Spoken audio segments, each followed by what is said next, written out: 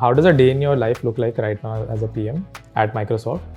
Is it like that when we see in vlogs, you go at 9:30, you have a big buffet of brunch to eat, and then you go to gym? Or how is the day in your life like?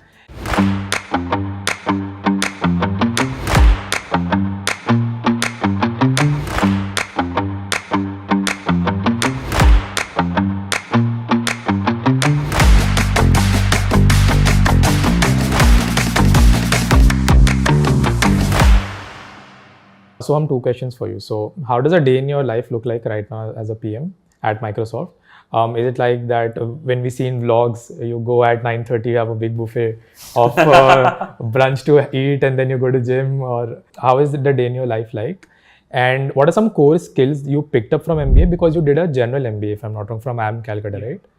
So yeah, does general MBA teach you enough to be a good product manager, to pick up the right skills to be a good product manager? Yeah, so I feel like I would say you don't necessarily need an MBA to be a good product manager, because a lot of my colleagues who I work with in Redmond in the US, they don't really have MBAs. So I wouldn't say that it's a prerequisite. There are people who've done BA philosophy, but maybe they've done it from Harvard. So I don't know if they took a CS course in the middle. I'm not sure of that. But they've done a BA. Some people have done, statistics, mathematics. A lot of people outside, I see it's not necessary. So I think it's more the function of our population and the fact that, if you have a job and, nobody's willing to do it, anybody who comes up and says, hey, can I do it? You're going to let them. Like, you're going to say, okay, have a shot. But for us, in many domains, what happens is there are so many people willing to do it that then the questions become a little bit different. Like, oh, have you done something like this before? Or how do I know that you will be good at this? Nobody is willing to just give you a chance, right? So the more you go up this ladder, the more credentialism becomes, valid and becomes like a construct that is very real in the environment. So I think PM in India, in the big tech space at least, is one of those places where you're not really asking, hey, can you do this job? You're asking, how do I know for sure that you can do this job? You might be able to do it, but I'm not really sure, and I have to be sure, and therefore credentialism comes into the game, and then you need a certain background, you need an MBA, you need to have some sort of experience working in technology. Going back to the question, if you have nobody willing to do it, anybody who comes in and says will be, valued. So if you are at a startup where, the pay that you're offering for a PM, no PM with an MBA is willing to do that, then the PM position there will be named product analyst and some undergraduate will do that. And that's just supply and demand and economics of talent. What will also happen is eventually if that company grows big enough, MBAs will start to come in, because they're like, okay, now you pay enough, now you're prestigious enough, now you're doing work which is shiny and it's on my CV.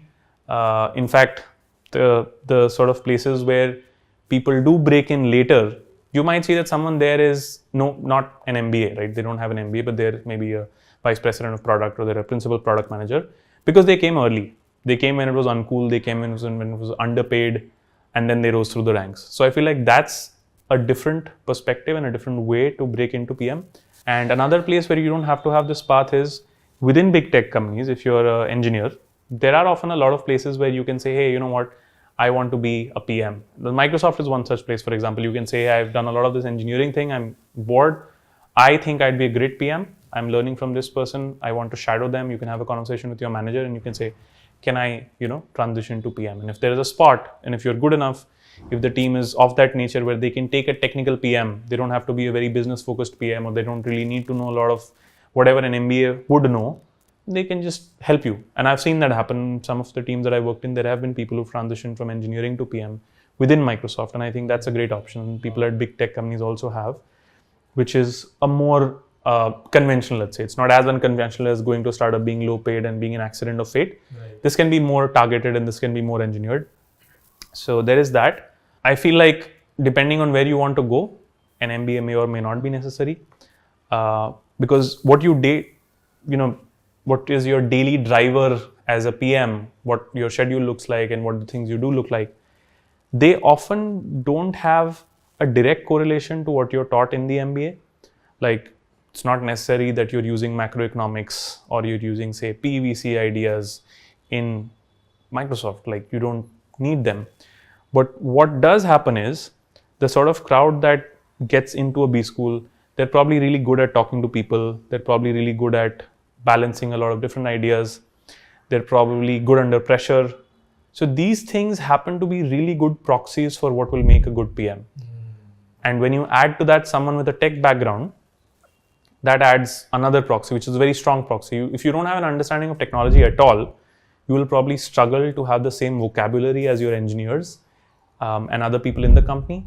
And without that vocabulary, you're speaking Greek and Latin in the land of Hindi, let's say. So you need someone who can speak the same vocabulary, and therefore it becomes a really good set of filters, tech background, someone from MBA.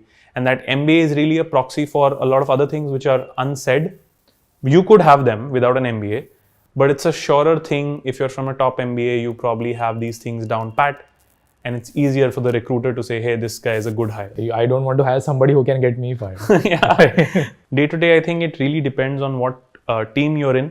And I know I might say this a lot in the interview. It's a really annoying PM habit to say it depends to everything. But it really does depend, because if you're on a team which is very, very technology focused, like my flatmate in Hyderabad, Karthik, he works in Azure. And if you're in Azure, you're really, really focused on a small niche within which you have to build a lot of skill. So I think he spent like 6 months just learning about virtual machines and the technology stack and how things work, which teams are working on what parts. So a lot of your day there is just learning, reading, watching, making notes. Whereas someone else who was, say, me in a project which was around gaming experiences on Windows, that project was a lot about understanding what customers want. So we went out and did a lot of research. We were plumbing the depths of Reddit to see what people are saying, talking to real gamers, both in India and abroad, all parts of the world. What are you doing with your Windows gaming PC? What do you use it for? What do you want it? How can we enhance your experience there?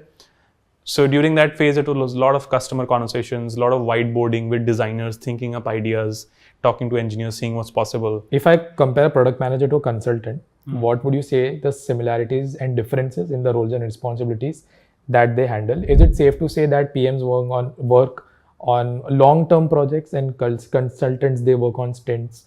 Or what are your thoughts on this?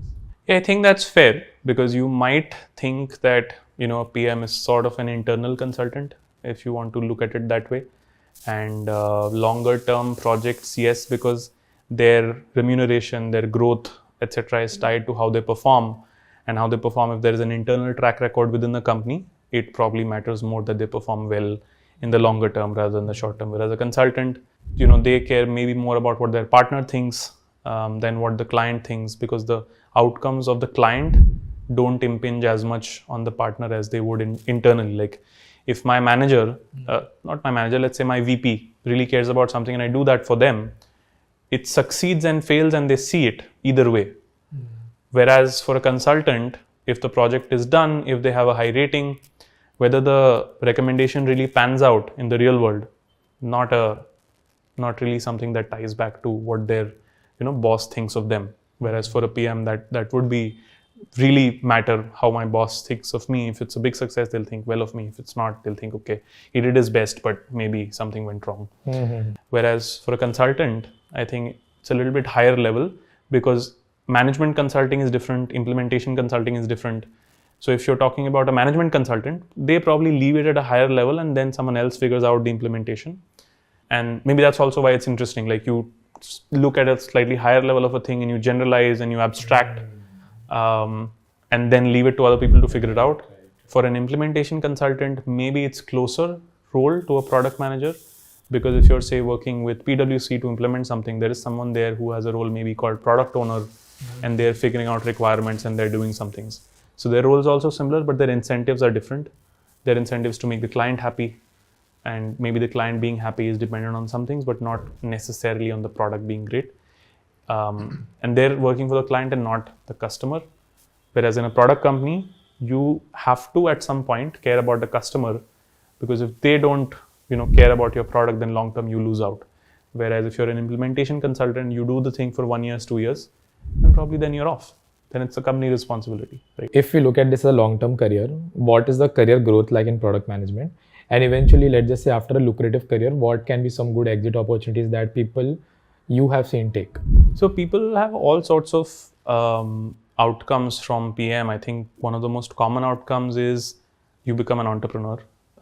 If you have an idea and you've seen how products get built and you have a sort of a lust to stay in that environment, you like that environment, you like those people, you've built a network over a long period, people know you, that you build good products, that you build good teams, and then maybe they're more willing to fund you. So entrepreneur is definitely an exit option that I think I myself at some point should aspire to, I want to aspire to. Another is venture capital. If you're, in product, you've had some experience in technology, you've been an engineer, you have an MBA, you worked at large tech companies, some small companies, then you see how do we make sure that this company which we're funding is going to do well. So the VC world is really good for that as well. In the West, a lot of PMs turn to VCs. And in Microsoft as well, one of my really good friends has switched in the past 1 year from Microsoft to a venture capital firm. And it has that archetype, engineer, then I'm Ahmedabad, Microsoft, VC. So that is an exit option as well. How much can a PM in a good company earn? And how are their monetary incentive aligned to how well the product performs? Like at a junior level, I'm sure you won't have that incentive opportunity as much as you would have in a senior level, I'm assuming. But let's just say if you go to senior level also, what are some of the incentives that you unlock or if the product performs really successfully? Right. So large tech companies in the last couple of decades have pioneered this process of sharing stock with people. So your incentives are aligned and you want the company to do well. So you do well on your product. Of course, your product alone might not decide the fate of the stock. But some do. Like someone in Azure really matters whether they are doing well for the stock to do well. Some in Windows, market share is a big deal, etc., etc. So they tend to pay a lot more in stock as a percentage of your total income as you go up the ladder. So at the end of the ladder, maybe 50% or more of your income might be linked to stock. And therefore, as you go higher and higher on the ladder, you sort of become more careful about the company doing well. And therefore, the alignment comes from there. At the lower levels, you still have stock. Even at my level, you have a certain amount of stock and you can increase your compensation through that.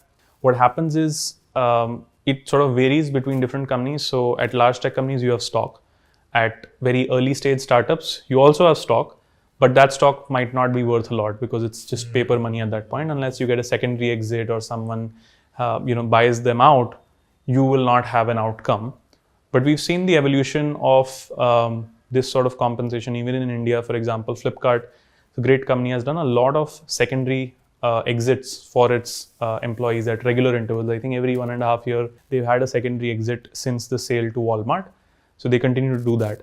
So people tend to look for that outcome. If you're at a startup, people try and look at what sort of equity opportunity can I have, because that will be very meaningful equity as a percentage of the total. Right. In Microsoft, if I own 1%, I'm probably, I'm off the grid. I'm living in a cabin somewhere with my estate. But in an early stage startup, if you're the founding PM, maybe you have 0.5%, 1% equity. Some places you see have that. And apart from that, I think there is a significant difference in what companies pay. And there is an overlap in ranges also. So for a startup who might not be paying any significant stock to very junior employees, they might start at a range way below the total compensation opportunity of, say, Microsoft. They might start, say, 15 lakhs as a PM at a startup or an APM at a startup, and goes up a very long way. So if it's a very well compensated opportunity, say the company has just made a ton of money, or they've raised a ton of money, then the compensation goes up. So you can double it in a timeline which would not be possible in a very hierarchical structure. Wow.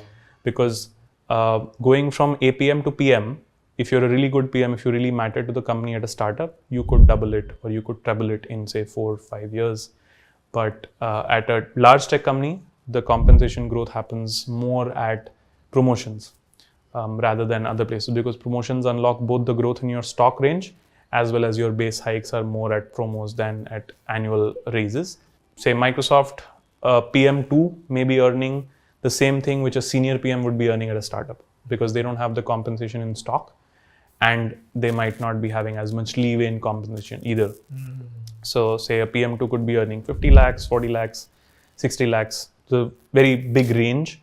A senior PM could be at the same range across a ton of different startups. And if you're a senior PM, principal PM, you could be making, say, over 1 crore, 1.5 crores. I've seen people making that. But that's more likely to happen at large tech companies, because the number of principal PMs at a smaller tech company will be very small. Whereas at a Microsoft, I think there are lots of principal PMs relative to the market opportunity.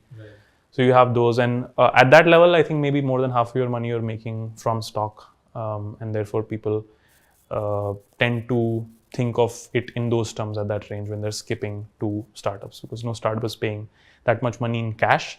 And then it sort of comes down to your, your motivation, what exactly you want to do, whether you want to work in a big tech company, small tech company, depends on the product, the people, a lot of other factors. So then people probably at that level, I think people start thinking about other things. You become self-sufficient at a certain point.